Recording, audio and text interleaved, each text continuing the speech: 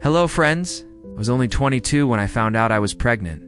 I was in my second semester of business administration, lived with my parents, and I worked part-time to help with the expenses at home. When I told them I was pregnant, many people told me it was the end of my dreams. My own father, disappointed, told me, "Now you'll have to accept anything.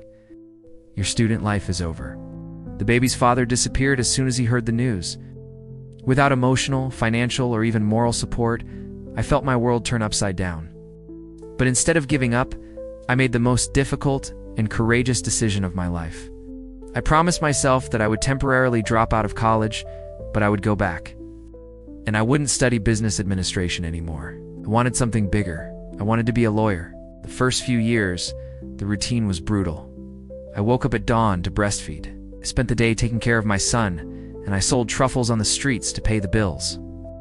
It was a life of sacrifice, but I said to myself, as long as I'm fighting, I haven't lost yet.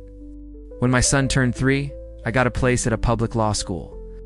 I was accepted on the second round of admissions and cried on my knees in the classroom holding my enrollment letter. It was the first step to rewriting my story. But the reality of college was tough.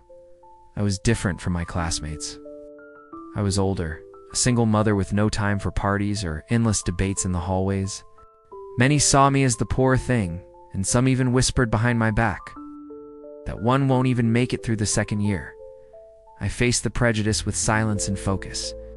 I went to classes with my son in my arms when I couldn't find anyone to take care of him. There were teachers who supported me, but there were others who ridiculed me for bringing personal problems to class.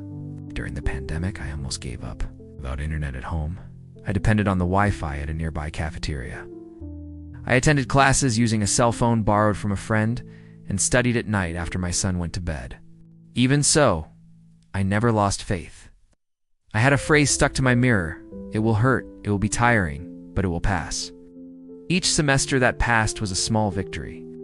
Each test I took, each paper I turned in was another step towards the impossible. In my 4th year, I got an internship at the public prosecutor's office. There I stood out for my responsibility and sensitivity in dealing with delicate cases.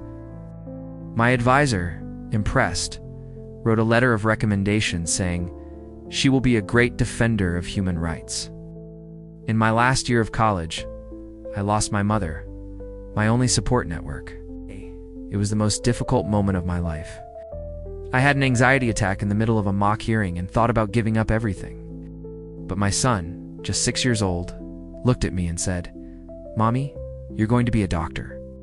I believe you." I graduated from university. My name was announced. The entire auditorium stood up and applauded. My son ran up to the stage, jumped into my arms, and shouted loudly, "This is my mom." Today, I work as a lawyer, specializing in defending women in vulnerable situations. Single mothers, victims of violence, women forgotten by the system. I say that each case I handle is a way of giving back for everything I once faced. At just 29 years old, I have already been invited to speak at universities. I've been featured in local newspapers, and I've become an inspiration to other women. But I still live in the same simple house, and I say that my greatest luxury is being able to send my son to school with dignity. When people ask me what motivated me to continue, I answer, it wasn't about winning in life. It was about showing my son that it's worth fighting, even when everything seems impossible. Thank you for watching this video. See you next time.